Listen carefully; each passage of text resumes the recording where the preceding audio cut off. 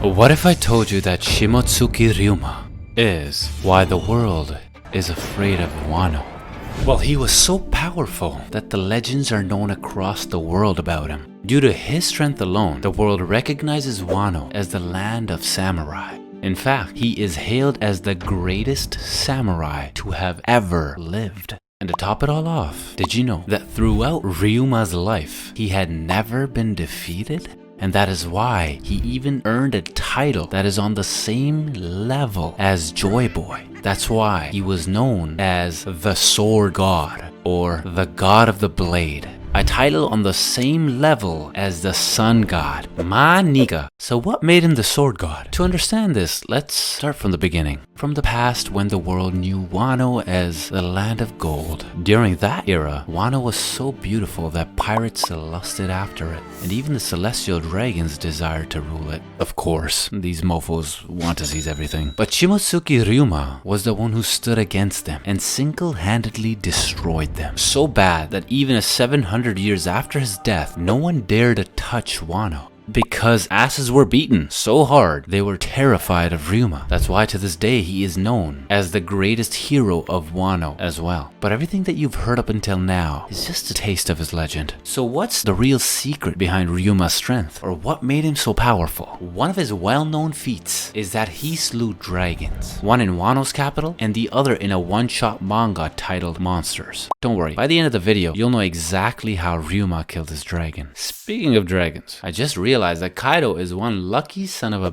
because if Ryuma were still alive, he might have added the Kaido head to his collection. When Ryuma died, he was hailed as a national treasure with his legendary katana in a temple in Wano. So during the Wano arc, it was revealed that Moria actually robbed Ryuma's body and brought it back to life with Brook's shadow, turning Ryuma into a general zombie. But even as a corpse, not at his full power at all, Ryuma was a terrifying opponent and a tough goat to beat. He even gave Zoro, his own descendant, a hard battle. Yep, in One Piece SBS, it was revealed that Zoro and Ryuma are actually related. Now that's how you greet a family member at Christmas dinner. During their battle in Thriller Bark, did you know that Ryuma wasn't actually using his full power? This was explained when Zoro defeated him, and Ryuma was ashamed since he lost because of his body. That's why Zoro even knew and said he wished he could have met Ryuma when he was alive to face him at his full power. But imagine, if Zoro actually fought Prime Ryuma, could Zoro still beat him? So when Zoro finally defeated his grandpa, he received Ryuma's blade, Shusui. This sword is one of the 21 legendary great swords, a black blade forged not by fire, but through Ryuma's haki,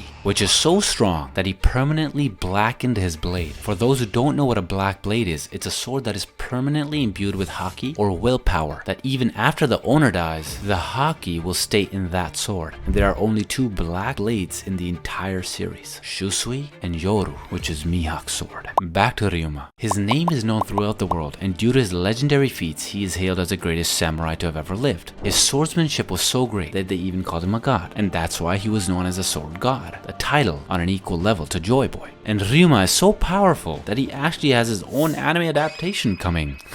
Got him. Seriously, he's that powerful. The anime is set to be released in January 2024, and it's canon. The anime was actually based on a one-shot by Oda, published in 1994, entitled Monsters. And this is the story where Ryuma first defeated a dragon. In this one-shot, Ryuma's legendary journey began with getting thrown out of a restaurant because he couldn't afford his own meal. Then he went to a different restaurant and literally interrupted the reunion between a young waitress, Flare, and a famous swordsman, Shirano, and these two have a history. No, it's not what you think, but it's darker than that. Since Flare is a nice girl, she gave Ryuma a free meal. Our samurai was thankful because he had been starving for 5 days, and because he was a man of honor, he wanted to repay his debt, even if it meant death, because he believed that repaying one's debt is the way of life for a swordsman. But apart from that, Ryuma had another peculiar belief. Whenever someone touched their sword sheath against his, Ryuma believed that it was a challenge to a duel, and he would definitely send you to Jesus. This accidentally happened between him and Shirano, so Ryuma drew his sword and struck Shirano. Luckily, Shirano managed to evade the attack, but it was crazy to see that Ryuma's blow easily cut through a statue. When Shirano dodged the attack, he swiftly pointed his sword near Ryuma's throat, declaring Ryuma the loser. But Ryuma was like, this is a battle to the death, fool. It would only end if one of us died. Shirano was like, damn, Poppy, this fool has no chill. Then girlfriend stepped in, and Ryuma instantly listened to her for some reason. Wow, she's got some nice powers. On a side note, guys, did you know that there are some theories that suggest that Shirano was Mihawk's ancestor? I mean, just look at the clothes, the hat, the sword, and of course, the sexy mustachio. Now, let me explain the reason why Flare is so attached to Shirano. Because according to the bartender, Shirano had actually saved Flare's life when she was a child. This happened 7 years ago, where a small village surrounded by mountains was attacked by a dragon. And if you watched every season of Game of Thrones, you know exactly how terrifying that creature is. Since it happened surprisingly at the worst place and at the worst possible moment, people from other villages couldn't do anything to stop the dragon. After the dragon easily annihilated the village, everyone believed there were 0 survivors, until from the ashes of the village emerged Shirano carrying a child, and that child was Flare. Shirano was the only one brave enough to enter the town and confront the dragon in an attempt to save the people. However, despite his efforts, Shirano failed to defeat the dragon and could only save one person. This incident made Shirano a model amongst swordsmen, and it's said that his swordsmanship is second only to the great swordsman King.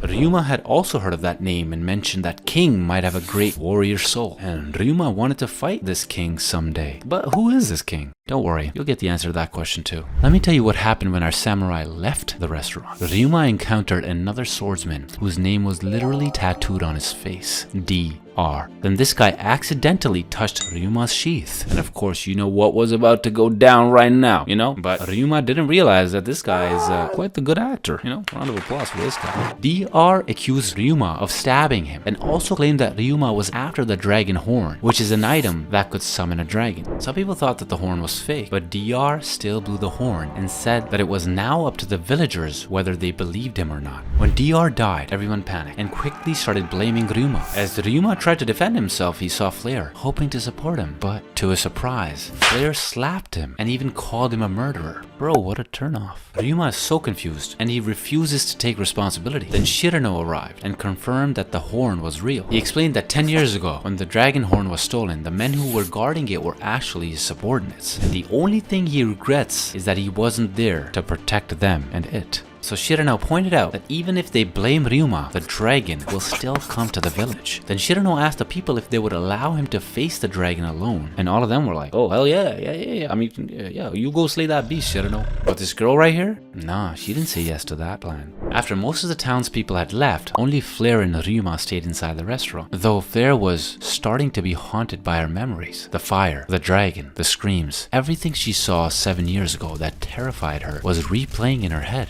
And she was so scared that she quickly ran outside and tried to stop Shirano again. Ryuma followed her outside and told her that stopping Shirano was hopeless. Flare was furious, and she argued that Shirano was risking his life to save the village and taking responsibility for the low-life people like Ryuma. Then Ryuma saw something and quickly unsheathed his sword. He also tried to stop Flare from turning around, though she didn't listen and she couldn't believe what she saw, because she saw DR alive and Shirano stealing from the town. Flare was so utterly shocked she was speechless and couldn't even move an inch, because the hero she had believed in was actually a fraud. Ryuma and Flare hid behind a building and they overheard a shocking revelation. Shirano and DR had been working together from the beginning, and everything they did was all part of their plan. So they framed Ryuma and blamed the samurai for the dragon. Then Shirano used his fame to convince the people to leave the town, and once everyone was gone, it was the perfect time for DR and Shirano to loot the town. And finally, they waited for the dragon to destroy everything.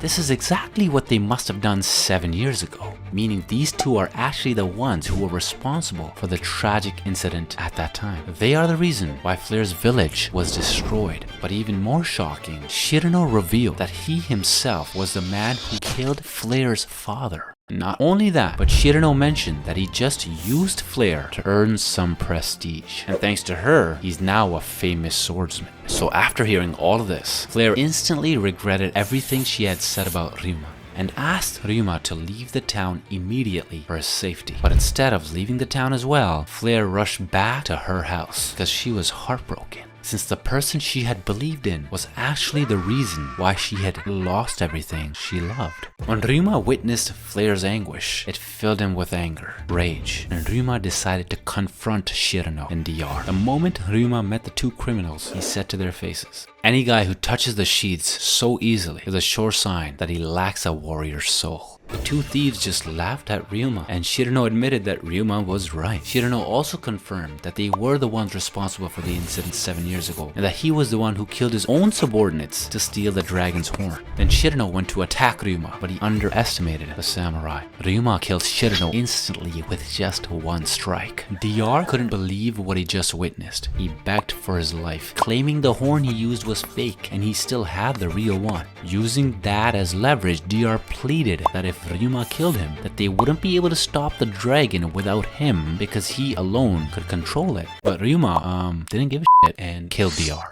And since you've managed to get this far, why don't you subscribe, because we'll make more videos on One Piece like this. When the dragon actually really showed up and reached the town, Ryuma faced it head on, and guess what? With a single blow, Ryuma beheaded the dragon. Yup, Ryuma one-shotted a dragon in a one-shot manga. Now that's irony. As Ryuma was leaving the town after the battle, he ran into Flare again. When Flare asked why she had never heard of him despite his strength, Ryuma explained that a battle isn't measured by how much fame you gain through it, but by what you protect. Later, as the townfolk returned to their homes, they realized that Shirano fooled them. And Flare learned the truth from the bartender that Ryuma was actually king, the greatest swordsman. But the funny thing is, Ryuma didn't even know this himself. Clearly, we can see where Zoro's lack of direction genes come from, right? I mean, Ryuma would have never found king, just like Zoro never finds his destination. But the real annoying question is, if Ryuma was so powerful, how did he die? Here's a crazy answer. At the age of 47, Ryuma died of an unknown disease. Yup, just like Roger, who also had an unknown illness. But why is it that every powerful character in One Piece seems to have a disease? What happens? What causes this? Do you think Ryuma and Roger shared the same disease? And here's another thing I forgot to mention. Did you know that in chapter 1023, it was revealed that Ryuma was also a one-eyed swordsman? He had a scar on his left eye, just like Zoro. And since Zoro is Ryuma's descendant, and if Ryuma is considered a god, then what will that make Zoro in the future? And what is Zoro actually hiding inside that left eye?